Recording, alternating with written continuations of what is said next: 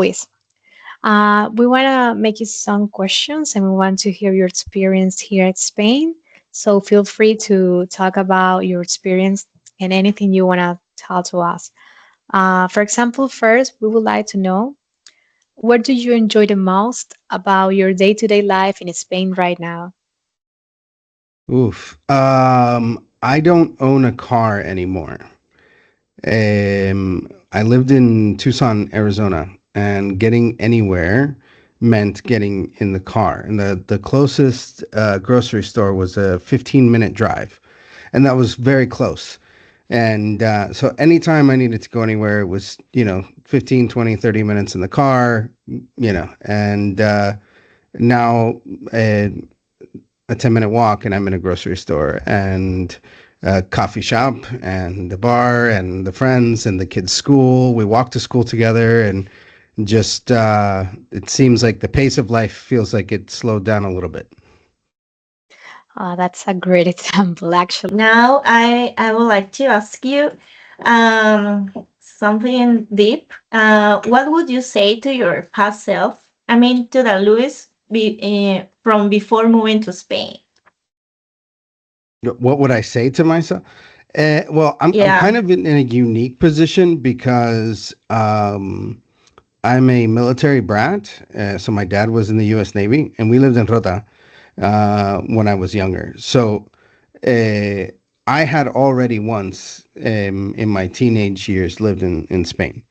And so I kind of knew what I was getting myself into. But Rota is on the beach. And, I used to get home from school and I'd toss my backpack and grab my swim trunks and a towel and go to the beach every day. So Madrid is not that. But a lot of the cultural aspect, and I already sort of knew what I was getting myself into with that. But I probably would tell myself, don't waste your time. Don't waste your time trying to do it by yourself. Because there was before I got in contact with Carlos, like there was a long time where I was trying to do this move on my own, and that was just wasted time and effort. So Yeah, of course, of course. You said that Madrid is not like your city, but how is Madrid for you? uh, I will probably, as long as the Spanish government lets me, I'm going to stay here for now. uh, we, we like this city a lot. There's a lot of opportunities for the kids. They came here. My kids are 16, 14, and 12 today. So when we came here, they were 14. What is that? It's minus 2 years, right? Anyways, they only spoke English. I had tried to get them to work on their Spanish. But ahora everybody in my house is bilingual in 2 years. And my two youngest, they're in an international school, so they're learning French as well. My youngest, he's a football player, and he's doing really well with that. And just the friend groups that my children have been exposed to of people from all over the world with different cultures, and it's really expanded their understanding of the world and their perspective on their own opportunities as well. And yeah, I don't have a desire to cut that off. And at what moment did you feel that Spain truly started feeling like a home for you and your family? Well, again, I'm kind of unique in this. Is not only did I live here before, but I have one grandfather that was born here, and all of my great grandparents are Spaniards. They either Galicia or Vasco. So there's kind of like, I don't even know what to call it, but like the pull of the land. It comes like this hidden patria. That there's just I don't know the word in English. that just kind of like awoke being here and being in the culture. And my parents were born in Cuba, and like I said, some grandparents were born in Spain, and great parents. So and coming here, it felt in many ways, to me, it feels like coming home. My wife may have a different opinion because her family moved to the States in the 1600s. I mean, the United States didn't exist when they moved there. So, for her, this is much more of a culture shock. But the kids have gone melded right into it, and into the community. That's great. Katia has another question for you. Yes, Luis. Now that your children are bilingual and you are immersed in this Spanish environment, we want to know that have you learned any Spanish words or phrases, and which ones are your favorites, or which ones do you use the most? Well, I was Spanish was spoken in my home, and I was a native Spanish speaker before I moved here. So it's probably a better question for the family.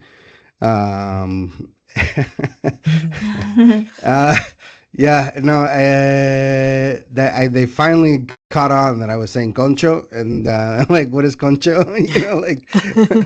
Said it's like frick in English. No, I don't know Spanish words and phrases. I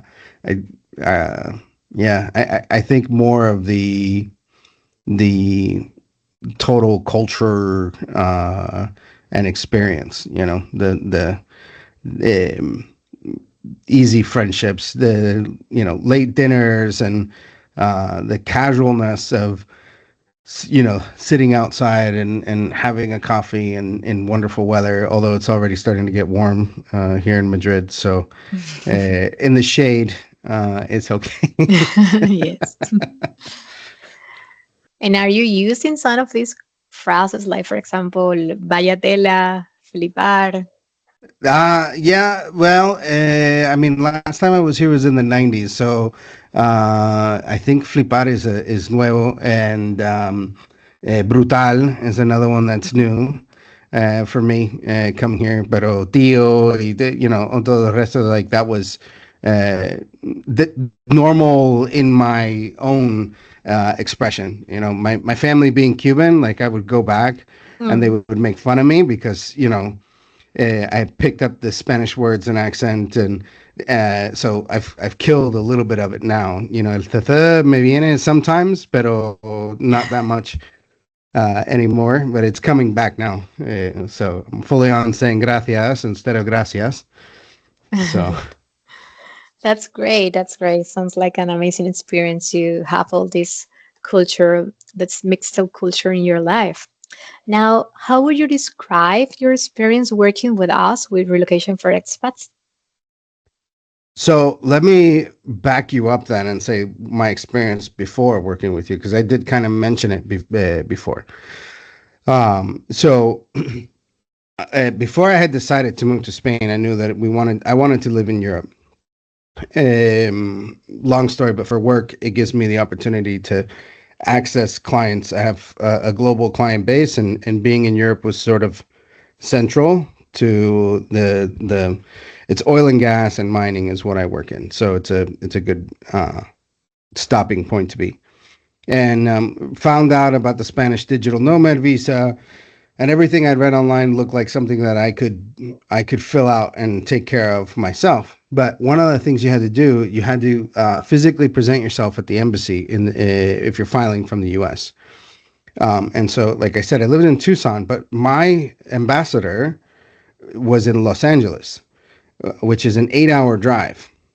And so I was trying to get an appointment, and I couldn't get an appointment time in Los Angeles. I kept refreshing the page. It wouldn't matter, to the point where I looked up the ambassador on LinkedIn, and I sent him a message, and I said, listen, I can't get an appointment in your office. And he sent me one email back, and was kind of, and then they called me from his office and were like, well, you just need to come in. And I said, I can't do that. It's an 8-hour drive. Like, I'm probably going to spend the night there just to have this thing. And it was like, well, good luck. Right. Which, by the way, is very much Spanish bureaucracy, buena suerte, like calma, like I've talked very positively, but if you're going to negotiate la burocracia in España, like you need to have calma, like you got to just take it easy. Take it easy. Things are going to move slowly. And sometimes they won't move, and then people just want to help you. Anyways, and I also didn't. It was a little bit of the naive that I didn't understand everything that went into it. The Google's only going to take you so far on what is required. And I was a little skeptical with Carlos at first, this kind of, it was like, well, my wife was like, how did you find him? I was like, oh, he's on the internet. I was looking it up. So it was like, well, let's see what happens. And like, you found a lawyer on the internet was kind of her thing. I was like, oh, but then I realized like the extent of everything and how much worse it could have been had I tried to go on my own. I didn't know what an apostille was. And he had to explain it to me, and then I had to go back and find somebody for that. Like simple things like that I could have gone through the whole process and then got to turn in my documents and, oh, these were not translated by a licensed translator. And so this is not good enough, and there's no apostille on it. And like, man, so I'd have to go back, that would have taken me every single time. And with the time of how long it takes to get some of these appointments, I don't think we would have been able to do it. And then once you arrive in country, there's a whole host of other things that you have to do when you're here. Again, I wouldn't have done, like, what's an empadronamiento? I came here with the military.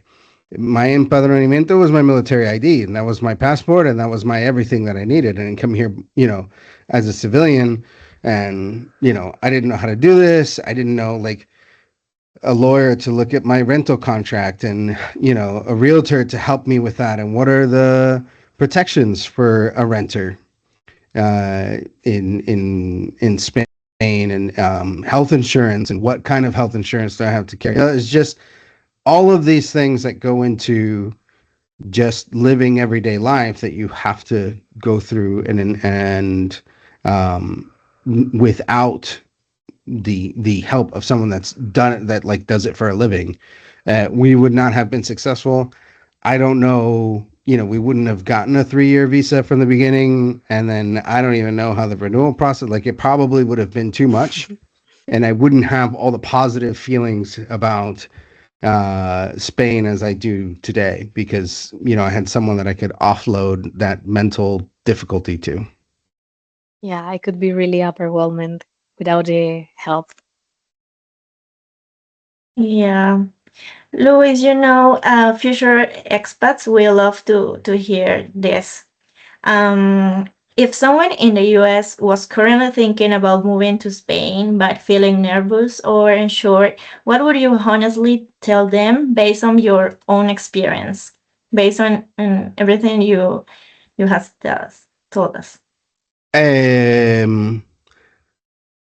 Okay, so I'll tell you what I tell my kids about things when it comes to being scared. So another little piece of my background, I was in the U.S. Army, and I was a paratrooper and went through Ranger School and did these scary things. And what I tell my children, I was also in theater in high school, which is, public speaking is a thing to be scared of.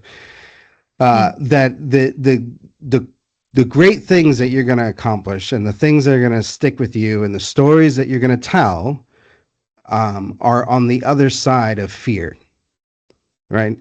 And so you have to cross through that to get the cool stories, to have the great memories, to have something that you can tell and have something that will build your character.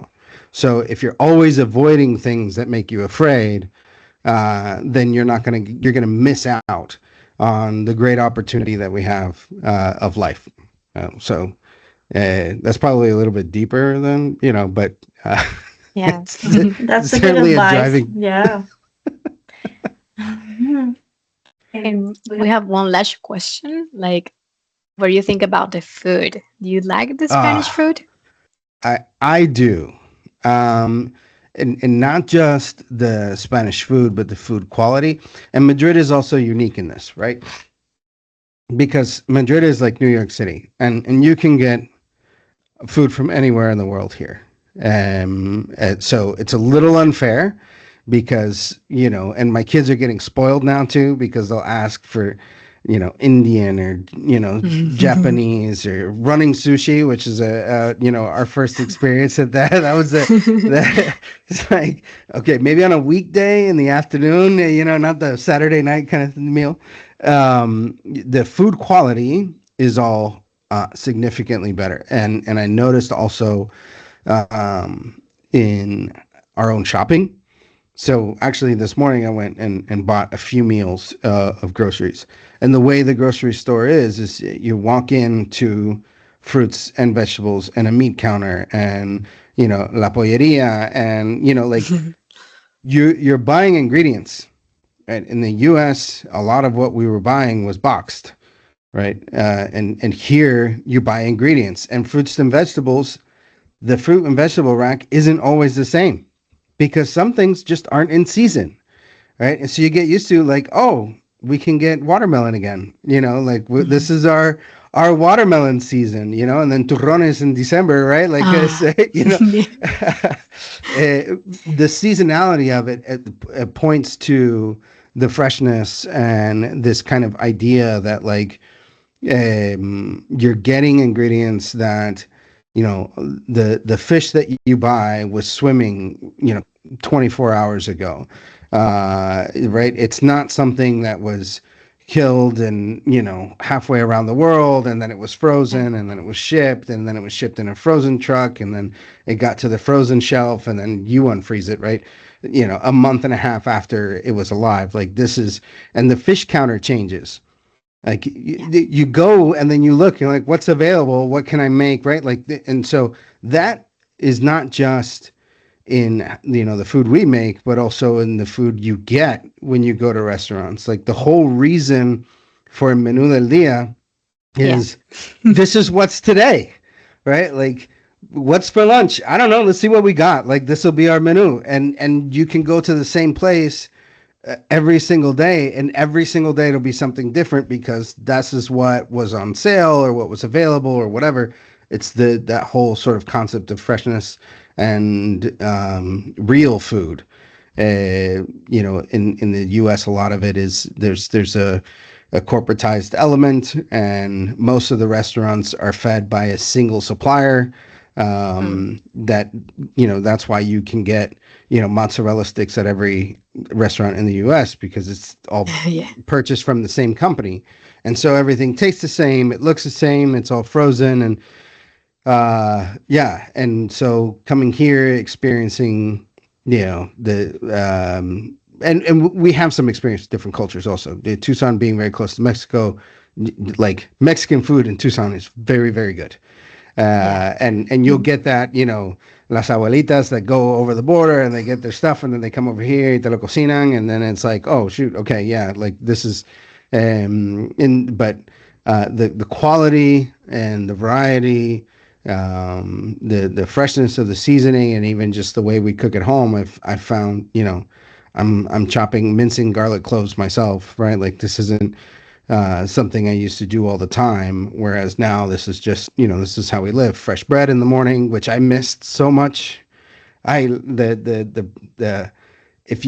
you haven't lived in the States, my kids used to say, Dad, why do you squeeze every loaf of bread? And I would, in the States, I would squeeze them and then I'd shake my head and not buy it, right? Because they looked like a loaf that you have, but it was just like pan de molde. It was just, see, there was no, like, I was every day I would go, it didn't matter, whatever place we went, if it was a fresh bakery or whatever, I would want to squeeze a loaf, waiting for a crunch, never got one.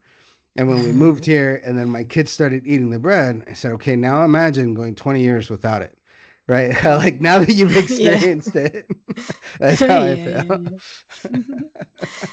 yeah. And talking about your Okay, kids, so I know I said it was the last question, but one more. And I think Katya has one more too. So, but you feel safe here? Oh, very much. So I said we don't own a car, right? And everybody has their own bus card, their own metro card. So bus or metro, it's the same. And Metro Viajes that you can take either one. And we use it so much that everyone in the house knows how to navigate both systems. And it has given the kids this sort of new level of freedom. So there's a mall called La Vaguada, and it's a not even 2 kilometers from my house, where we live. And they can go, they can get there on their own. They can walk to the bus, and they know which bus they got to get on and how many stops they can go, and they've got their own card, and they can get there themselves. And they'll go to the grocery store if they want to. My daughter likes to bake, and she can go there. And they, it's rare that I feel like they can't go someplace on their own. My son's football practice, with my wife and I both working, sometimes we can't make it there. He leaves school and gets on his bus and goes there and changes, and he does his practice, and then, brings himself home. And that's, 3 or 4 kilometers from the house, right? So he's got to hop on the bus. So as far as like safety in Madrid, it's just, and maybe it's the neighborhood that we live in, but yeah, I'm super comfortable and never feel unsafe. I don't know of any place that I've been in this city, day or night, where I've felt like, there's times, especially like near Gran Via, where I may put my hands in my pocket and hold my wallet, but beyond that, like, Yeah, yeah. never felt unsafe. That's great. well, regarding food, Luis, do you know any Spanish recipe, or have you tried? And maybe tortilla de patatas? I have, and so there are some that have been staples in my house. La paella, like, we had to go and get una paella so that we could make some of that here, and that was when I talk about like the fresh fish, right? I didn't dare do it in the U.S. And so it was, I think I tried one time, and I was like, yeah, it just did. It wasn't. It was and when we got here, I was excited to do it again. And like, I know I can get these things. And then we went to Valencia and had some there, and it was like, okay, well, I still have a lot of work to do to get to this level, but it's nice. The making, yeah, la tortilla española is always, my wife loves that. And that's kind of With or without onions? so if I make it, I put onions. I like to have the onions in. So We my are daughter's team the one onions that's too. not a big fan. Yeah. Uh, Always. It has been a pleasure to talk to you. Thank you for the opportunity, because I think a lot of expats would love to hear this testimonial from a person who's actually living here and have lived the whole process. So we really we really say thank you to you for this opportunity and for your time. Well, thank you for giving me the chance to interview. And if you're watching and sitting on the fence and thinking about doing it, just go ahead and do it. Right? Like, it's if you look for the help, it's not as hard as maybe some other people make it. The idea of it, like a lot of people told us, oh, you're crazy and this is wild and blah blah blah. And now, each of my kid is bilingual, and two are learning a third language, and one of them is going on trials for a La Liga academy for his football. So like, just go for it, and go out there and experience the world in a bigger way. There's a lot more out there than the U.S. And I think it's worth checking out.